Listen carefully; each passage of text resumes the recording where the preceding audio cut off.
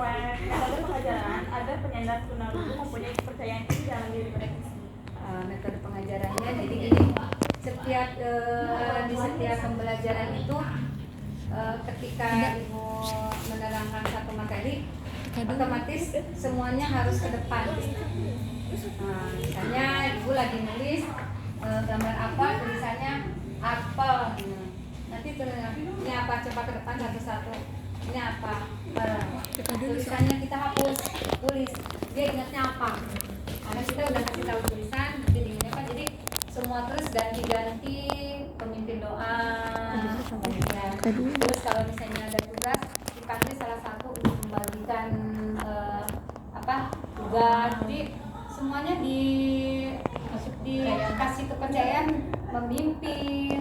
Terus mereka kadang-kadang menjadi tutor sebaya. Ketika dia bisa, coba nanti aja nih.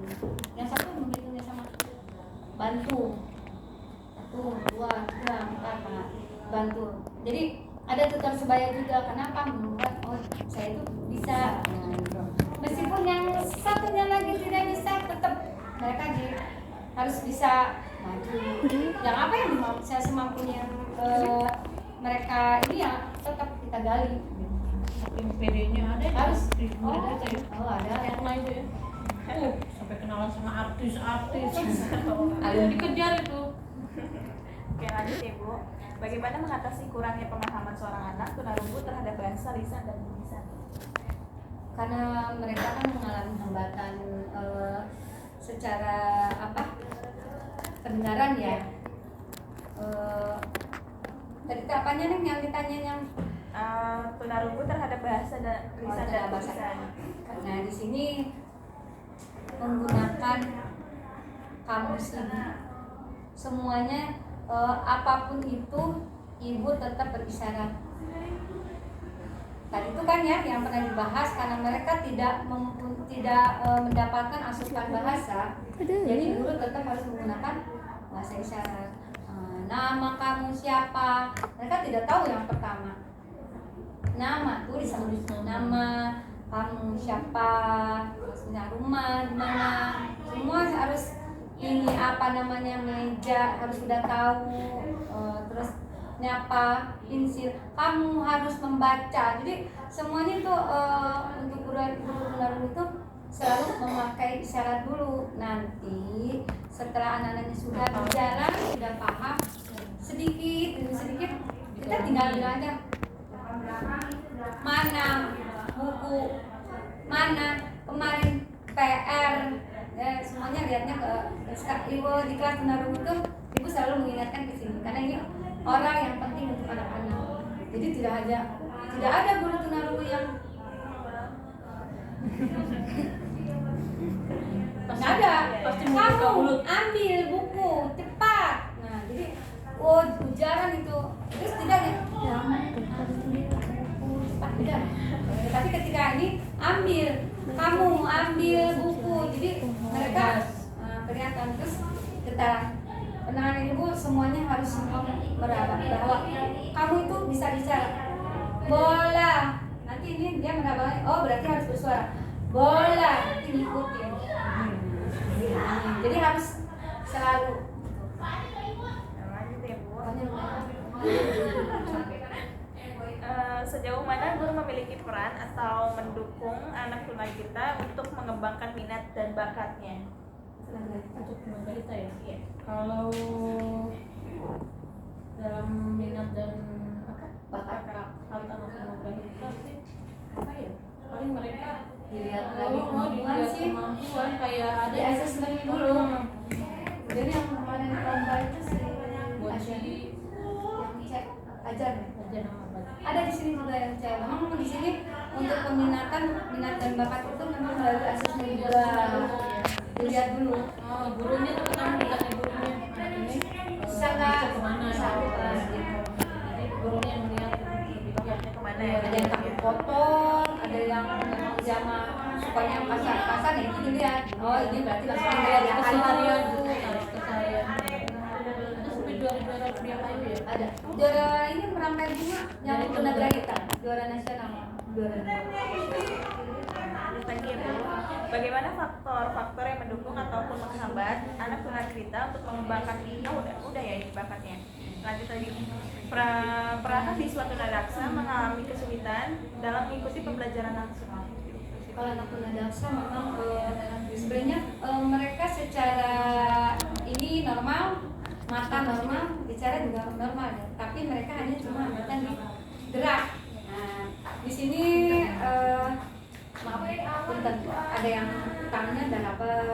Tapi apa nih yang bisa dia lakukan? Masih bisa nulis.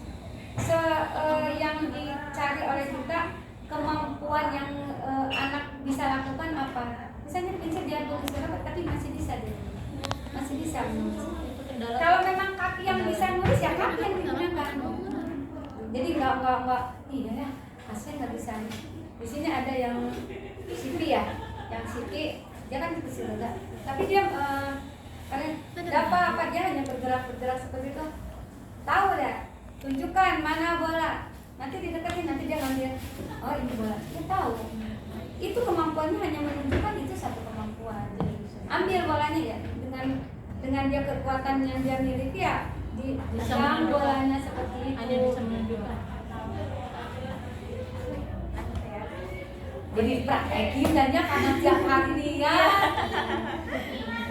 Ya, bagaimana cara ibu mendekatkan diri kepada siswa tunadaksa? Tadi ya. Ya yang tadi mereka sensitif sekali. Jadi sangat sensitif karena kan dengan ketunadaksaan itu berasa mereka sudah mampu apa-apa, padahal masih mampu. Ini nanti ada lomba melempar apa ya? Bola ya? Boci ya, kayak boci ya gitu kan. Dia kemudian jadi hanya melemparkan bola dengan kemampuan dianya ini. Kadang-kadang kayak lemah, tapi ketika ini ya bisa. Apa nam? Ikut. Tungguin bentar. Pasti yang cengkeh satu lagi. Makanya ini aku ini. Tunggu ya. Siapa lagi? Apa saja masalah yang sering dihadapi anak tunaganda di sekolah? Kadang masalahnya mah kadang ada di orang tua, kadang anaknya juga karena merasa apa tidak mampu gitu. Ya sudah gitu. Ada yang diam aja, ada yang tidak bereaksi seperti itu. Tapi dulu sih yang tunaganda ini banyak ya itu dengan berbagai metode itu bagaimana caranya si anak itu bisa punya kemampuan, misalnya kalau memang ilmunya mengenal warna ya mereka hanya menunjukkan seperti itu. Jadi kalau tunaganda itu yang paling yang paling banyak mereka bisa dikuasai itu. Mereka cuma bisa ini bola, ya udah berarti itu doang gitu. Kalau ya tidak ya itu kemampuan dia, itu yang jadi guru nggak boleh bilang tangannya ke atas, ini yang ke sini nggak bisa. Keterbatasan. Mana ini warna merah, yang ini atau cuma ngeliat ini, oh ini mau itu sih mampu kan? Gurunya memang luar biasa. Ayo 5 loh. Sini ya di SD mah 30. Sedikit. Iya, 6 ayo. Bagaimana cara memberikan dukungan kepada anak tunaganda di sekolah? Cara dukungan. Tapi mereka support. Menggali kepercayaan diri, mereka harus percaya diri. Iya, Harus percaya diri ya intinya itu. Kita kasih reward juga kalau sesuatu yang Apa strategi yang ibu terapkan untuk memfasilitasi pembelajaran bagi siswa tunadaksa? Fasilitasnya kalau di sini ada braille, braille ada, terus alatnya juga ada. Kita juga sama belajar. Yang bukan guru khusus tunanetra kita belajar. Yang bukan tunarungu semua harus tahu. Nggak boleh. Bisa. Jadi semua harus tahu. Lanjut lagi Bu ya. Bagaimana ibu mengukur kemajuan belajar siswa tunanetra? Udah ya tadi ya. tujuannya sudah kadang sudah terukur dari hasil penilaian ulangan harian gitu dan terlihat sama dengan umum. Bagaimana pengalaman dan latar belakang ibu dalam pendidikan khusus atau pendidikan inklusif? Pengalaman Khusus. Pengalaman dan latar belakang ibu dalam pendidikan khusus atau pendidikan inklusif. kalau latar belakang kita semua di sini pendidikan luar biasa. Semuanya dari pendidikan luar biasa. Ada yang memang dari guru mapel ya, dari guru mapel juga ada. Tapi seiring waktu, jadi seiring waktu juga mereka menyesuaikan dengan anak yang ditangani. Jadi mereka dikasih apa kayak berat. Kalau latar belakang kita kan ke anak-anak karena sudah sesuai linear ya dengan kemampuan kita mengajar anak-anak yang berkebutuhan khusus sudah sesuai, sudah aman. Iya, lanjut lagi ibu. Bagaimana ibu kelola kelas yang memiliki beragam tingkat kebutuhan khusus? Kelas Kelola kelas yang memiliki beragam tingkat satu lagi. kebutuhan pendidikan khusus.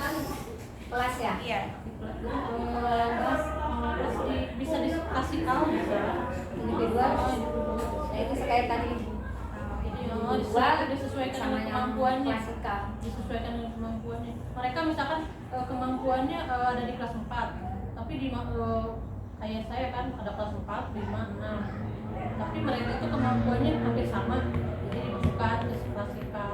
Kecuali kalau mereka kemampuannya misalkan kelas 4 tapi kemampuan mereka udah setingkat kelas 6 misalkan itu bedakan. Iya. Jadi Gimana ibu? Bagaimana pendekatan ibu dalam mengajar siswa dalam berbagai kebutuhan khusus? Pendekatan yang berbagai kebutuhan khusus yang satu banyak ya. Buahnya karena dia sesuai dengan ininya aja sih. Kalau di sini karena berbagai keturunan jadi disesuaikan dengan keturunan itu sendiri. Nggak sama dengan keturunan umum dengan di kelas pendekatan di kelas dinamika sangat berbeda. Makanya turun. Turun lagi. Ya, terakhir ibu. Boleh. Bagaimana ibu mempersiapkan dan menyesuaikan materi pembelajaran untuk memenuhi kebutuhan individual siswa? Satu siswa kalau untuk materi sama, tapi nanti di LKPD yang berbeda. Kalau materi semua sama, tapi ketika diberikan tugas, ibu nggak sama semua. Pasti berbeda karena disesuaikan dengan kemampuan. Mampunya matematika memang tentang ini, tapi di LKPD disesuaikan dengan kemampuan.